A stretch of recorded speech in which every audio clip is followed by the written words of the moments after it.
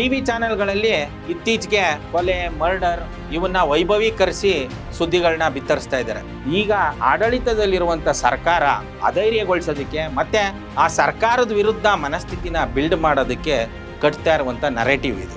ಇವಾಗ ಈ ಸರ್ಕಾರ ಬಂದ ಮೇಲೆ ಎಷ್ಟು ಕ್ರೈಮ್ ನಡೀತಾ ಇದೆ, ಅದ್ರ ಸಂಖ್ಯೆ ಜಾಸ್ತಿ ಆಗಿದೆಯಾ, ಅದ್ರ ಸಂಖ್ಯೆ ಕಡಿಮೆ ಆಗಿದೆಯಾ, ಅದನ್ನ ನೋಡಿ ನಾವು ಸರ್ಕಾರದ ಸಾಮರ್ಥ್ಯನ ಅಳಿಬೇಕೇ ಹೊರತಾಗಿ ಒಂದು ಸಣ್ಣ ಸಣ್ಣ ಕೆಲಸಗಳು ಕೂಡ ಅದರಲ್ಲಿ ಅದರದೇ ಆದಂಥ ರಾಜಕೀಯ ಇರುತ್ತೆ ಹೊರತಾಗಿ ಎಲ್ಲ ಇದಕ್ಕೂ ಅದಕ್ಕೂ ಸಂಬಂಧ ಇಲ್ಲ, ಅದೇ ಬೇರೆ ಇದೇ ಬೇರೆ ಆ ರೀತಿ ಹೇಳೋದಕ್ಕಾಗೋದಿಲ್ಲ. ಇಲ್ಲ ಆ ಮ್ಯಾಚ್ಗೂ ಮೊದಲೇ, ಇಲ್ಲ ಆ ಮ್ಯಾಚ್ ಆದಮೇಲೆ ಈ ಎರಡೂ ತಂಡಗಳನ್ನ ನೆಪ ಇಟ್ಕೊಂಡು ಕನ್ನಡದವ್ರನ್ನ ತಮಿಳವ್ರನ್ನ ಎತ್ತಿ ಕಟ್ಟುವಂಥ ಮನಸ್ಥಿತಿ ಇದೆಯಲ್ಲ, ಇದು ನಾಡದ್ರೋಹಿ ಮನಸ್ಥಿತಿ ಅಲ್ಲದೆ ಬೇರೆ ಏನೂ ಅಲ್ಲ. ಬೆಂಗಳೂರು ಅಭಿವೃದ್ಧಿ ಸಾಕು, ಹಾಗಾಗಿ ಬೆಂಗಳೂರು ಅಭಿವೃದ್ಧಿ ಪ್ರಾಧಿಕಾರನ ನೀವು ಬದಲಾಯಿಸಬೇಕು, ಬೆಂಗಳೂರು ನಿಯಂತ್ರಣ ಪ್ರಾಧಿಕಾರ ಮಾಡಬೇಕು. ಎಲ್ಲರಿಗೂ ಶರಣು. ಟಿವಿ ಚಾನೆಲ್ಗಳಲ್ಲಿ ಇತ್ತೀಚೆಗೆ ಕೊಲೆ, ಮರ್ಡರ್ ಇವನ್ನ ವೈಭವೀಕರಿಸಿ ಸುದ್ದಿಗಳನ್ನ ಬಿತ್ತರಿಸ್ತಾ ಇದ್ದಾರೆ. ಇದರ ಉದ್ದೇಶ ಏನಾಗಿರ್ಬೋದು ಅಂತ ಗಮನಿಸಿದ್ರೆ, ಈ ಟಿವಿ ಚಾನೆಲ್ಗಳು ಇಲ್ಲಿ ಈಗ ಬಂದಿರುವಂಥ ಒಂದು ಪಕ್ಷದ ಸರ್ಕಾರದ ವಿರುದ್ಧ ಯಾವ ಪಕ್ಷ ಇವಾಗ ವಿರೋಧ ಪಕ್ಷದಲ್ಲಿದೆಯೋ ಅವರು ಆಡಳಿತ ಪಕ್ಷದಲ್ಲಿದ್ದಾಗ್ಲೂ ಕೂಡ ಇವರು ಅವರ ಪರವಾಗಿ ಕೆಲಸ ಮಾಡ್ತಿದ್ರ ಹೊರತಾಗಿ ಅವಾಗ ಸರ್ಕಾರದ ಲೋಪದೋಷಗಳನ್ನ ತೋರಿಸ್ತಿರ್ಲಿಲ್ಲ. ಇವಾಗ ಈ ಏನು ನಾಡದ್ರೋಹಿ RSS BJP ಸರ್ಕಾರ ತೊಲಗಿದೆ 1 ವರ್ಷದಿಂದ, ಇನ್ನೊಂದು ಯಾವುದೋ ಒಂದು ಗೌರ್ಮೆಂಟ್ ಬಂದು ಕೂತಿದೆ, ಅದ್ರ ಮೇಲೆ ನಮ್ಗೆ ಏನೇ ಅಸಮಾಧಾನ ಇರಲಿ, ಅಲ್ಲಿ ಏನೇ ಒಂದು ಸರಿ ಇಲ್ಲ ಅಂತ ಅನ್ಸಿದ್ರು ಕೂಡ ಇವರು ಈ ನಾಡದ್ರೋಹಿ BJP ಅವ್ರು ಇದಾರಲ್ಲ, ಇವರ ಅಷ್ಟು ನೀಚಾತಿ ನೀಚ ಕೊಲೆಗಡಕರು, ರೇಪಿಸ್ಟ್ಗಳು ಇನ್ನು ಯಾವ ಪಕ್ಷದಲ್ಲೂ ಕೂಡ ಇಲ್ಲ. ಯಾಕೆ ಈ ಮಾತನ್ನು ಹೇಳ್ತೀನಿ ಅಂತಂದರೆ, ಇವರು ಬೆಂಬಲಿಸುವಂಥವ್ರು ಎಂಥವ್ರು ಅಂತಂದರೆ, ಅವರ ಯಾವುದಾದ್ರೂ ಪಕ್ಷದ ಜೊತೆ ಇವ್ರು ಕೋಯಲೇಷನ್ ಮಾಡ್ಕೋಬೇಕು, ಇಲ್ಲ ಯಾವುದಾದ್ರೂ ಅಭ್ಯರ್ಥಿಗಳನ್ನ ಅವರು ತಗೊಳ್ಬೇಕು, MLAಗಳನ್ನ ಪರ್ಚೇಸ್ ಮಾಡಬೇಕು ಅಂತಂದರೆ ಅವರು ಕೊಲೆಗಡಕರಾಗಿರ್ಬೇಕು, ಇಲ್ಲ ದರೋಡೆಕೋರರಾಗಿರ್ಬೇಕು, ಇಲ್ಲ ರೇಪಿಸ್ಟ್ಗಳಾಗಿರ್ಬೇಕು. ಅಂಥವ್ರಿಗೆ ಮಾತ್ರನೇ ಅಲ್ಲಿ ಬದುಕೋದಕ್ಕೆ ಸಾಧ್ಯ, ಅಂಥವ್ರನ್ನ ಮಾತ್ರ ಇವರು ಸೇರಿಸ್ಕೊಳ್ತಾರೆ. ಇಂಥ ಒಂದು ಪಕ್ಷ ಆಡಳಿತದಲ್ಲಿರುವಾಗ ಸಾಕಷ್ಟು ಕೊಲೆಗಳಾಯಿತು, ಸಾಕಷ್ಟು ಅತ್ಯಾಚಾರಗಳಾಯಿತು. ಯಾವತ್ತೂ ತುಟಿ ಬಿಚ್ಚದೇ ಇರುವಂಥ ಈ ನ್ಯೂಸ್ ಚಾನೆಲ್ಗಳು ಇವರು ಬರೀ ಅವರ ಏಸ್ಕೆಯಲ್ಲಿ ಬದುಕ್ತಾ ಇದ್ದಾರಲ್ಲ, ಈ ಟಿವಿ ಚಾನೆಲ್ಗಳಲ್ಲಿ ಬದುಕುವಂಥವ್ರು ಅವ್ರು ಹೇಳ್ತಾರೆ, ಹೊಟ್ಟೆಪಾಡಪ್ಪ ನಮಗೆ ನೀವು ಸಂಬಳ ಕೊಟ್ಟುಬಿಟ್ರೆ ನಾವು ಅದು ಬಿಟ್ಬಿಟ್ಟು ಇದು ಮಾಡ್ತೀವಿ ಅಂತ. ಹೊಟ್ಟೆಪಾಡಿಗೋಸ್ಕರ ಮೂಟೆ ಕೂಡ ಹೊರ್ಬೋದು.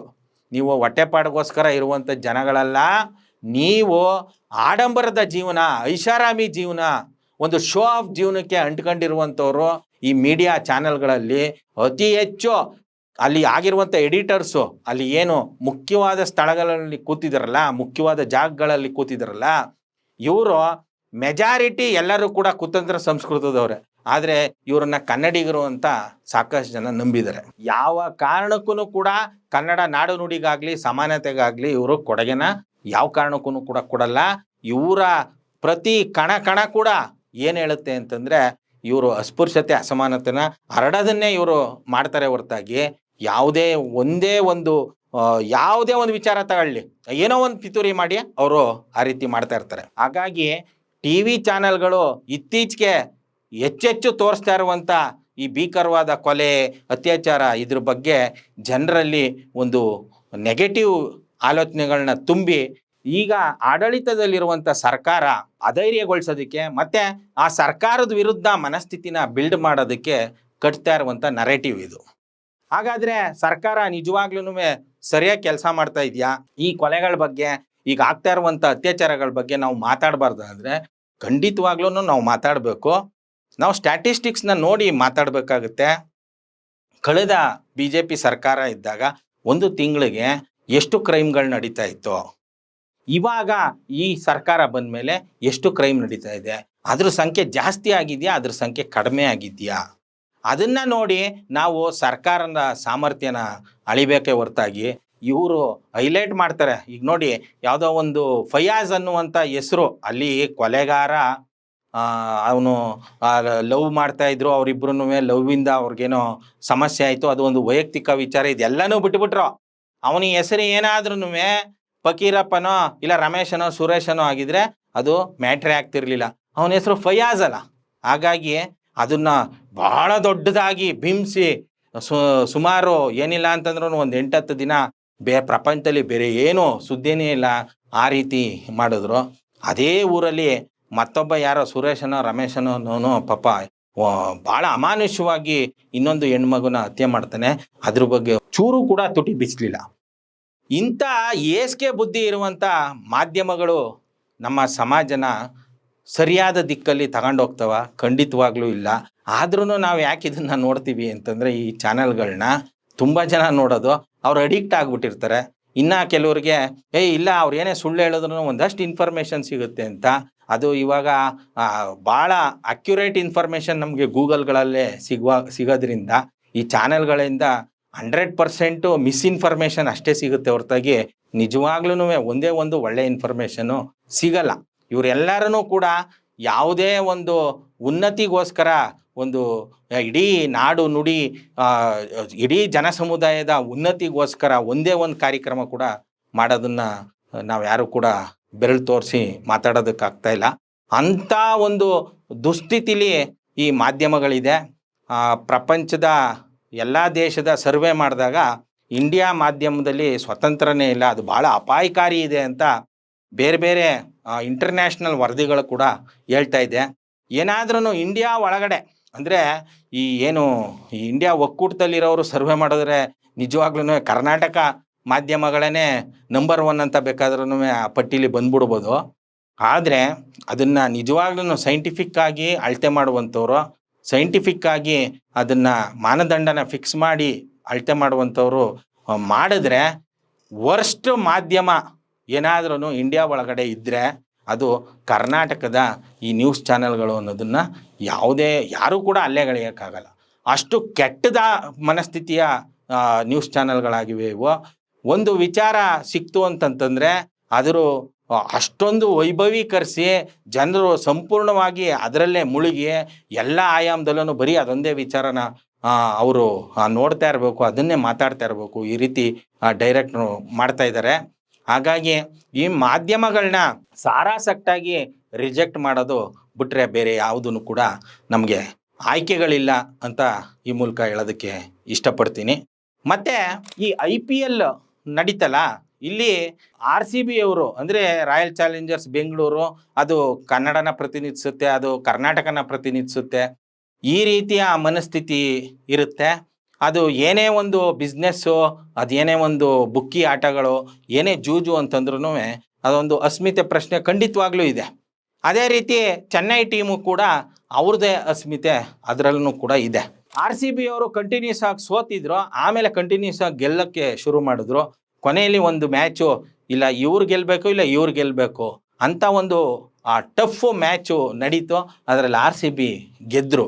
ಆ ಗೆಲ್ಲಕ್ಕೂ ಮುಂಚೆ ಇಲ್ಲ ಆ ಮ್ಯಾಚ್ಗೂ ಮೊದಲೇ ಇಲ್ಲ ಆ ಮ್ಯಾಚ್ ಆದಮೇಲೆ ಈ ಎರಡೂ ತಂಡಗಳನ್ನ ನೆಪ ಇಟ್ಕೊಂಡು ಕನ್ನಡದವ್ರನ್ನ ತಮಿಳವ್ರನ್ನ ಎತ್ತಿ ಕಟ್ಟುವಂಥ ಮನಸ್ಥಿತಿ ಇದೆಯಲ್ಲ, ಇದು ನಾಡದ್ರೋಹಿ ಮನಸ್ಥಿತಿ ಅಲ್ಲದೆ ಬೇರೆ ಏನೂ ಅಲ್ಲ.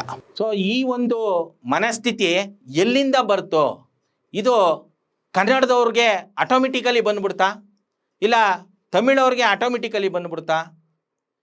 ಯಾಕಂದರೆ ಇವ್ರಿಗೆ ಆಟೋಮೆಟಿಕಲಿ ಬರೋದಕ್ಕೆ ಸಾಧ್ಯನೇ ಇಲ್ಲ. ಯಾಕಂದರೆ ಕನ್ನಡ, ತಮಿಳು, ತೆಲುಗು, ಮಲಯಾಳಂ ಇವೆಲ್ಲ ದ್ರಾವಿಡ ಕುಟುಂಬದ ನುಡಿಗಳು. ನಾವೆಲ್ಲರೂ ಕೂಡ ದ್ರಾವಿಡರು. ಆದರೆ ಇವರ ಇಬ್ಬರ ಮಧ್ಯ ಈ ರೀತಿ ಎತ್ತಿ ಕಟ್ಟಿರುವಂಥದ್ದು ಮೊದಲಿಂದನೂ ಕೂಡ ಇವತ್ತಿಗೂ ಕೂಡ ಈ ಕುತಂತ್ರ ಸಂಸ್ಕೃತದವರು, ಇತ್ತೀಚೆಗೆ ಈ ನಾರ್ತ್ ಇಂಡಿಯಾದವರು ಕೂಡ ಸೇರ್ಕೊಬಿಟ್ಟಿದ್ದಾರೆ. ನಮ್ಮ ಸೌತಲ್ಲಿ ನಾವುಗಳು ಕಿತ್ತಾಡ್ತಾ ಇದ್ರೆ ಇವ್ರುಗಳು ಅವರ ಬಿಸ್ನೆಸ್ಸನ್ನು ಎಸ್ಟಾಬ್ಲಿಷ್ ಮಾಡ್ಕೊಳ್ಬೋದು. ಅವರು ಇಲ್ಲಿ ರಾಜಕೀಯವಾಗಿ ನಮ್ಮನ್ನು ಹಿಡಿತ ಸಾಧಿಸ್ಬೋದು. ಈ ನಮ್ಮನ್ನು ಕಪಿ ಮುಷ್ಟಿಲಿ ಇಟ್ಕೊಂಡು ಒಂದು 2ನೇ ದರ್ಜೆಯ ವ್ಯಕ್ತಿಗಳಾಗಿ ಬದುಕುವಂಗೆ ಮಾಡ್ಬೋದು. ಸಿಂಪಲ್ಲಾಗಿ ಹೇಳ್ತಾರೆ ಕೆಲವರು, ಅದೆಲ್ಲ ಸ್ಪೋರ್ಟ್ಸು, ಇದರಿಂದ ಏನಾಗುತ್ತೆ, ಇದು ಯಾವುದೋ ಸಿನಿಮಾ, ಇದರಿಂದ ಏನಾಗ್ಬಿಡುತ್ತೆ, ಈ ಥರದನ್ನೆಲ್ಲ ಲೆಕ್ಕಕ್ಕೆ ಇಟ್ಕೋಬಾರ್ದು, ಅದು ರಾಜಕೀಯನೇ ಬೇರೆ, ಇದರಿಂದ ಏನೂ ಇಲ್ಲ ಅಂತೆಲ್ಲ. ಇಲ್ಲಿ ಎಲ್ಲವೂ ಮ್ಯಾಟ್ರ್ ಆಗುತ್ತೆ. ಇಲ್ಲಿ ಒಂದು ಸಣ್ಣ ಸಣ್ಣ ಕೆಲಸಗಳು ಕೂಡ ಅದರಲ್ಲಿ ಅದರದೇ ಆದಂಥ ರಾಜಕೀಯ ಇರುತ್ತೆ ಹೊರತಾಗಿ ಎಲ್ಲ ಇದಕ್ಕೂ ಅದಕ್ಕೂ ಸಂಬಂಧ ಇಲ್ಲ, ಅದೇ ಬೇರೆ ಇದೇ ಬೇರೆ ಆ ರೀತಿ ಹೇಳೋದಕ್ಕೆ ಆಗೋದಿಲ್ಲ. ಒಂದು ಮ್ಯಾಚ್ ಅಂತಂದಮೇಲೆ ಒಬ್ರು ಗೆಲ್ಲಬೇಕು, ಒಬ್ರು ಸೋಲ್ಬೇಕು. ಈ ಥರ ಇರುವಾಗ ಆ ಟ್ರೋಲ್ಗಳನ್ನ ಮಾಡಿ ಆ ಅಸ್ಮಿತೆ ಪ್ರಶ್ನೆಗಳನ್ನೇ ಧಕ್ಕೆ ಬರುವಂಗೆ ಮಾಡುವಂಥದ್ದು ಅದು ಒಳ್ಳೆ ಬೆಳವಣಿಗೆ ಅಲ್ಲ. ಇನ್ನು ಬೆಂಗಳೂರು ಪದೇ ಪದೇ ಹೇಳ್ತಾ ಇದ್ದೀವಿ, ಬೆಂಗಳೂರು ಅಭಿವೃದ್ಧಿ ಸಾಕು. ಹಾಗಾಗಿ ಬೆಂಗಳೂರು ಅಭಿವೃದ್ಧಿ ಪ್ರಾಧಿಕಾರನ ನೀವು ಬದಲಾಯಿಸಬೇಕು, ಬೆಂಗಳೂರು ನಿಯಂತ್ರಣ ಪ್ರಾಧಿಕಾರ ಮಾಡಬೇಕು. ಇಲ್ಲಿ ಈಗಾಗಲೇ ಎಲ್ಲವೂ ಜಾಸ್ತಿ ಆಗಿಬಿಟ್ಟಿದೆ, ಜನನೂ ಜಾಸ್ತಿ ಆಗಿದ್ದಾರೆ, ಇಲ್ಲಿ ಆ ಬಿಲ್ಡಿಂಗ್ಗಳು ಜಾಸ್ತಿ ಆಗಿದೆ, ರೋಡ್ ಜಾಸ್ತಿ ಆಗಿದೆ, ಮೆಟ್ರೋ ಜಾಸ್ತಿ ಆಗಿದೆ, ಫ್ಲೈಓವರ್ ಜಾಸ್ತಿ ಆಗಿದೆ, ಹಳ್ಳಗಳು ಗುಂಡಿಗಳು ಎಲ್ಲವೂ ಜಾಸ್ತಿ ಆಗಿದೆ. ಈ ಒಂದು ಜಾಸ್ತಿ ಆಗಿರುವಂಥದ್ದನ್ನು ಬೇರೆ ಬೇರೆ ಜಿಲ್ಲೆಗೆ ಡೈವರ್ಟ್ ಮಾಡಬೇಕು, ಅಲ್ಲೂ ಕೂಡ ಅಭಿವೃದ್ಧಿ ಆಗುವಂಗೆ ನೋಡ್ಕೊಳ್ಬೇಕು. ಇಲ್ಲ ಅಂತಂದರೆ ಕಳೆದ 3 ತಿಂಗಳಿಂದ ಏನು ಆ ಬಿಸಿ ಗಾಳಿ ಬೇಸಿಗೆಯಿಂದ ಬಳಲೋದ್ರು ಜನ, ಇನ್ನು ಮುಂದಕ್ಕೆ ಬೀಳುವಂಥ ಮಳೆಯಿಂದ ಅದರಿಂದನೂ ಕೂಡ ಬಳಲಬೇಕಾಗತ್ತೆ. ಸೊ ಅನುಕೂಲಸ್ಥರಿಗೆ ಏನು ಸಮಸ್ಯೆ ಇಲ್ಲ, ಅವ್ರಿಗೆ ಅವತ್ತು ಏನು ನೀರಿರಲಿಲ್ಲ, ಇಲ್ಲ ಬಿಸಿಲು, ಇಂಥ ಟೈಮಲ್ಲೂ ಕೂಡ ಎ ಸಿಲಿದ್ರು ಅವರು ಟ್ಯಾಂಕರಲ್ಲಿ ನೀರು ಹೊಡೆಸ್ಕೊತಿದ್ರು, ಫಿಲ್ಟರ್ ನೀರು ಕುಡಿತಿದ್ರು. ಆದರೆ ಹೆಚ್ಚು ಜನ ಯಾರು ಸಫರ್ ಪಡುವಂಥವ್ರು, ಸಣ್ಣ ಸಣ್ಣ ಏರಿಯಾದಲ್ಲಿರುವಂಥವ್ರು, ಅವ್ರಿಗೆ ಏನು ಕೋಟಿ ಇನ್ಕಮ್ ಇರಲ್ಲ, ಭಾಳ ಸಣ್ಣ ಇನ್ಕಮ್ ಇರುತ್ತೆ. ಒಂದು ಮಳೆ ಬಂತು ಅಂದ ತಕ್ಷಣ ಅಲ್ಲಿ ಕರೆಂಟ್ ತೆಗೆದುಬಿಡ್ತಾರೆ. ಕರೆಂಟು ಹೋದ ತಕ್ಷಣ ಅವರು ಇಡೀ ದಿನ ಒಂದು ಮೊಬೈಲ್ ಕೂಡ ಚಾರ್ಜ್ ಮಾಡೋದಕ್ಕಾಗಲ್ಲ. ಮಾರ್ನಿಂಗ್ ಆಫೀಸ್ಗೆ ಹೋಗೋದು ಹೆಂಗೆ, ಅವ್ರು ಸ್ನಾನ ಮಾಡೋದು ಹೆಂಗೆ, ನೀರಿಗೆ ತೊಂದರೆ ಆಗುತ್ತೆ. ನೀರು ಹರಿಬೋದು, ಬೀದಿಲಿ ಹರಿಬೋದು, ಬೇಕಾದಷ್ಟು ಹರಿಬೋದು, ಅದನ್ನೆಲ್ಲ ಎತ್ಕೊಂಡು ಬಳಸೋದಕ್ಕಾಗಲ್ಲ. ಹಾಗಾಗಿ ಬೆಂಗಳೂರಿಗೆ ವಿಶೇಷವಾದ ಗಮನನ ಕೊಟ್ಟು, ಇನ್ನೇನು ಇದು ಭೀಕರವಾದ ಮಳೆ ಆಗುತ್ತೆ ಅಂತ ಎಲ್ಲ ಹವಾಮಾನ ತಜ್ಞರು ಹೇಳ್ತಾ ಇದ್ದಾರೆ. ಬೆಂಗಳೂರಲ್ಲಿ ಈಗ BBMP ಕಾರ್ಪೊರೇಟರ್ಗಳು ಕೂಡ ಇಲ್ಲ. ಅದು BBMP ಎಲೆಕ್ಷನ್ 3 ವರ್ಷದ 4 ವರ್ಷದ ಆಗಬೇಕಾಗಿತ್ತು, ಅದನ್ನು ಪೋಸ್ಟ್ಪೋನ್ ಮಾಡ್ಕೊಂಡು ಆ ಲೀಡರ್ಸ್ಗಳು ಕೂಡ ಇಲ್ಲ. ಅಧಿಕಾರಿಗಳ ಮೇಲೆ ಸಂಘ ಸಂಸ್ಥೆಗಳು ಒತ್ತಡನ ಏರಬೇಕು. ನಿಮ್ಮ ಏರಿಯಾದಲ್ಲಿ ಯಾರೆಲ್ಲ ಹೋರಾಟಗಾರರು, ಚಿಂತಕರು ಇದ್ದಾರೋ, ಪ್ರಗತಿಪರರಿದ್ದಾರೋ, ನಿಮ್ಮ ಏರಿಯಾದಲ್ಲಿ ಅಲ್ಲಿ ಸ್ಥಳೀಯವಾಗಿ ಏನು ಪ್ರಾಬ್ಲಮ್ ಆಗ್ಬೋದು ಅಂತ ನಿಮ್ಗೊಂದು ಅಂದಾಜು ಇರುತ್ತೆ. ಅದನ್ನು ತಡೆಯೋದಕ್ಕೆ ನಿಮ್ಮದೇ ಆದಂಥ ದೃಷ್ಟಿಕೋನ ಇರುತ್ತೆ. ಅದು ಸರಿನೋ ತಪ್ಪೋ, ಅದು ಸೈಂಟಿಫಿಕ್ಕೋ ಅನ್ಸೈಂಟಿಫಿಕ್ಕೋ, ಅದನ್ನು ನೀವು ಅಧಿಕಾರಿಗಳ ಗಮನಕ್ಕೆ ತನ್ನಿ. ಅವಾಗ ಅದ್ರ ಬಗ್ಗೆ ಎಚ್ಚರಿಕೆ ವಹಿಸೋದಕ್ಕೆ ಸಾಧ್ಯತೆ ಇರುತ್ತೆ. ಇಲ್ಲ ಅಂತಂದರೆ ಅಧಿಕಾರಿಗಳು ಭಾಳ ದಪ್ಪಚರ್ಮದವರು, ಅವರು ಬಿಲ್ಲು ಗಿರಾಕಿಗಳೇ ಹೈಯೆಸ್ಟು, ಎಲ್ಲರೂ ಅಂತ ಹೇಳಲ್ಲ. ಇವ್ರಿಗೆ ಏನು ಅಂತಂದರೆ ಬೆಲ್ ಹೊಡೆದ್ರೆ ಸಾಕು, ನನಗೆ ತಿಂಗಳಾದರೆ ಬಿಲ್ ಬಂದರೆ ಸಾಕು, ಇಂಥ ಮನಸ್ಥಿತಿ ಇರುತ್ತೆ. ಆದ್ದರಿಂದ ಯಾರೆಲ್ಲ ಒಂದು ಉತ್ತಮವಾದ ಸಮಾಜ, ಉನ್ನತಿಯಿಂದ ಬದುಕಬೇಕು, ಎಲ್ಲರೂ ಚೆನ್ನಾಗಬೇಕು ಅಂತ ಬಯಸ್ತಿರೋ ಅವರು ಈ ಮುನ್ನೆಚ್ಚರಿಕೆ ಕ್ರಮಗಳನ್ನ ಕೈಗೊಳ್ಳಬೇಕು ಅಂತ ಈ ಮೂಲಕ ಕೇಳ್ಕೊಳ್ತಿದ್ದೀನಿ. ಶರಣು. Thank you.